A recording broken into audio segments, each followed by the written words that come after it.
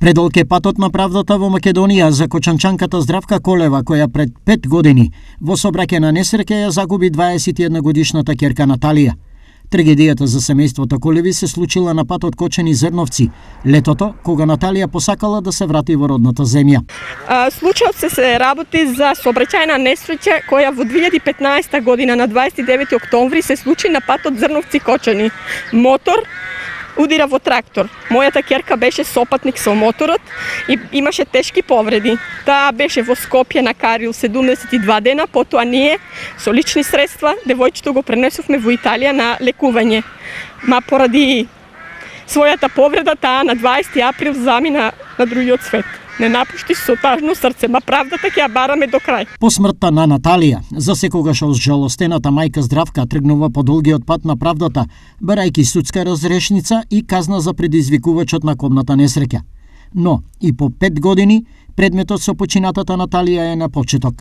Јас денес сум овде пред овие камери за да ја изразам мојата револност поради тоа што сакам судството во Македонија по голема ажурност да преземе за сите судски процеси што ги има. Поточно нашиот процес е веќе 5 години откако моето дете го јас загубив во сообраќајна несреќа после 6 месеци откако беше повредена замина и уште немаме никакво разрешение. Значи јас сакам некој за да ја разбуди свеста и луѓето да се разбудат за да се дојде до крајност, затоа што патот до бесконечноста е долг, а јас сум горда мајка затоа што ја имав нејзе и ќе барам правда. До сега уште немаме никаква пресуда и не знам уште колку ќе ја чекаме. Јас лично секогаш сум дојдена, поради тоа што иако сум 1600 километри оддалечена, јас секое судење сум присутна. Крајно истоштена од маратонските одлагања на рочиштата, Здравка последната надеж ја чувала кога судиката на последното пропаднато рочиште порачала. Таа најави дека кој не биде присуден ќе биде казнет.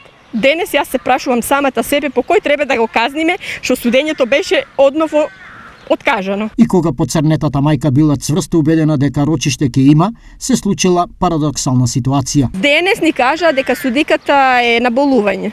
Ма, мислам дека тоа е можело претходно да бидеме известени. Но, оваа очигледно правна судска игра не ја убива надежта на Здравка дека правдата ќе остане во некоја судска фиока.